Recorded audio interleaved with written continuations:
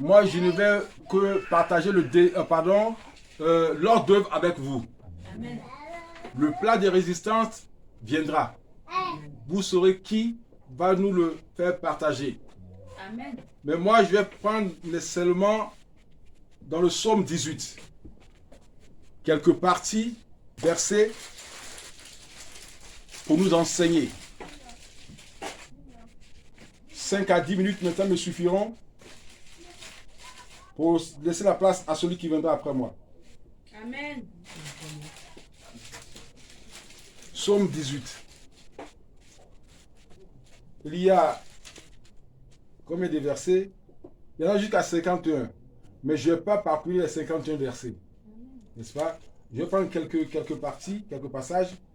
Et puis, on verra bien. Je lis la parole. Au chef des chantres du serviteur de l'Éternel de David, qui adressa les paroles de ce cantique lorsque l'Éternel l'eut délivré de la main de tous ses ennemis et de la main de Saül, il dit: Je t'aime, ô Éternel, ma force. Éternel, mon rocher, ma forteresse, mon libérateur. Mon Dieu, mon rocher, où je trouve un abri. Mon bouclier, la force qui me sauve, ma haute retraite. Je m'écrie: Loué soit l'Éternel, et je suis délivré de mes ennemis. Je vais m'arrêter là-bas. La Bible dit, qu'avant d'exécuter ce que Dieu leur avait donné comme instruction, le roi Josaphat va dire à son peuple: confiez-vous en l'Éternel, et vous serez affermis. Confiez-vous en ses prophètes, et vous réussirez. Il ne faut pas dormir, s'il te plaît.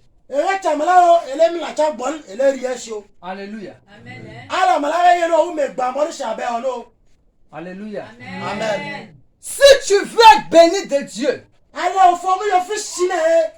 l'un des plus grands secrets que tu dois appliquer, c'est que tu apprennes à te confier à Dieu lui-même. Il faut que tu te confies à lui. Il faut que tu lui confies ta vie. Il faut que tu t'abandonnes entre ses mains. Il faut que tu aies une relation avec Dieu.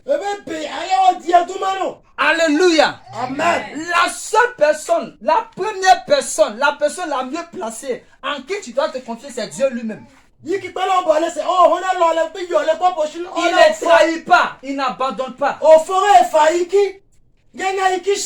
Lui ne déçoit pas. Dieu ne ment pas.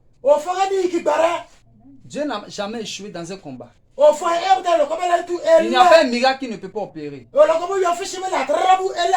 n'y a pas une situation qui ne peut pas débloquer. Ce Dieu-là, si tu te confies en lui, la Bible dit qu'il va t'affermir. La bénédiction que Dieu donne, elle est d'abord spirituelle. C'est la première chose que Dieu donne. Alléluia. Amen. Si tu te confies en lui, tu seras affermi. Tu seras complet. Tu seras accompli. Tu seras sanctifié. Tu seras droit, tu seras juste. Est-ce que quelqu'un m'entend?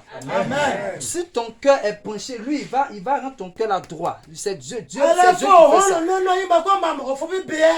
Moi, le pasteur, je ne peux pas faire ça. Dieu a son travail qu'il veut faire dans ta vie. Et l'homme de Dieu aussi a un travail aussi qu'il doit faire aussi dans ta vie.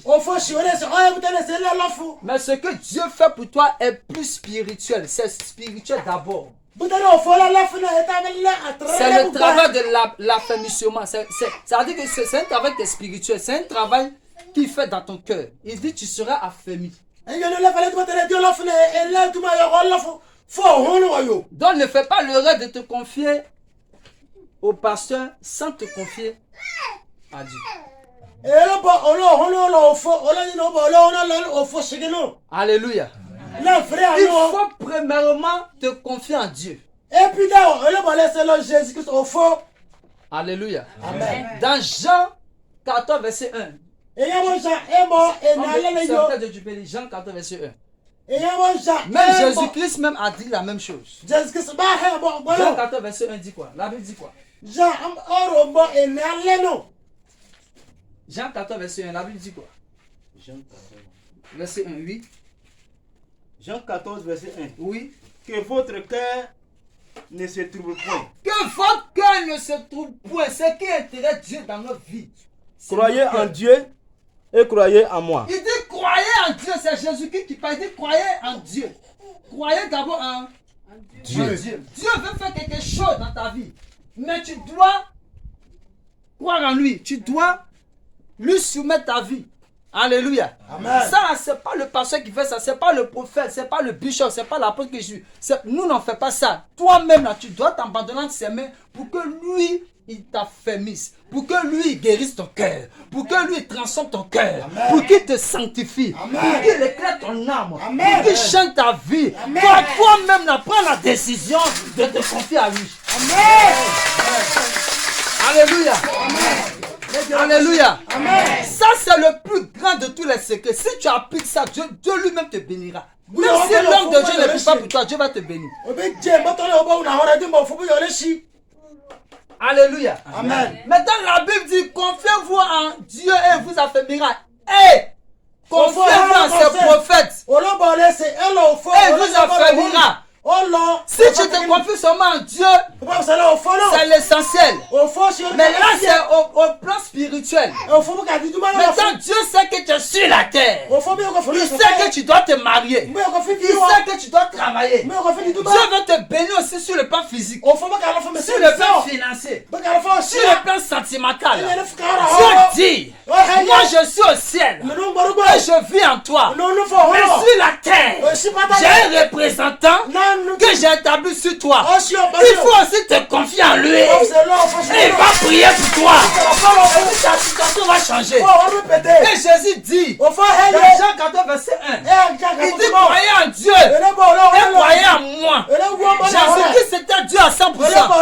Il pouvait dire croyez en Dieu et puis il va s'arrêter là. Mais Jésus aussi était un homme. Mais un homme de Dieu qui était établi sur les disciples. Il dit croyez en Dieu. Vous serez bénis spirituellement.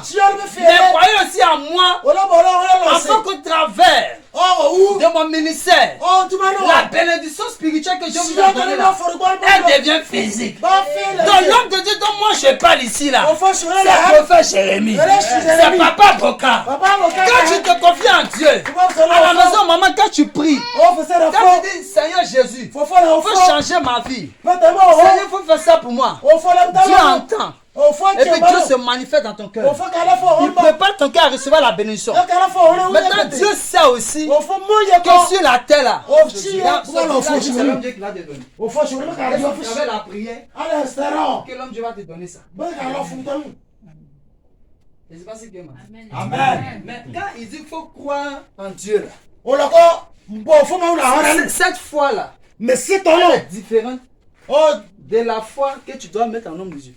Mais c'est pas la même foi. Quand tu crois en Dieu là, c'est en Dieu et toi. Ça veut dire que c'est ça veut dire que ça va en haut, ça descend. Mais quand tu crois en l'homme de Dieu, c'est pour que tu possèdes ton environnement. C'est pour que tu possèdes tes bénédictions sur la terre. Alléluia. Amen. Dans 1 Corinthiens, chapitre 3, vous êtes, tu es Et le temple. Et là au fond. Saint-Esprit. Au fond, chien qui est en ballon. Nous avons notre temple. Et il y a là que c'est quoi que le temple. Et le corps pour la faire, il y a Dieu aussi a son temple. Et il faut, c'est un chien, il y a que si tu veux être béni, alors il faut prendre le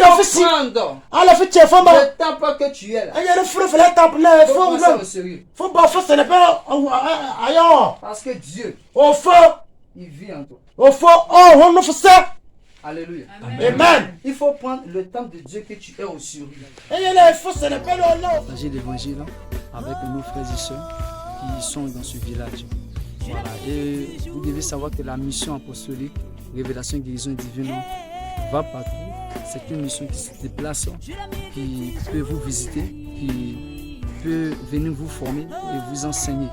Voilà. Et aujourd'hui, dimanche 14 novembre 2021, nous sommes ici à Radjé pour partager le culte avec notre communauté sœur qui a à sa tête le prophète Jérémie, dit Papa Boka.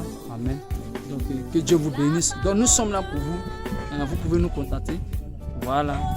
Avec les numéros qui suivent sur l'écran. Voilà. Donc Dieu vous bénisse et merci de suivre la chaîne Hommage TV. Shalom. Dieu vous bénisse.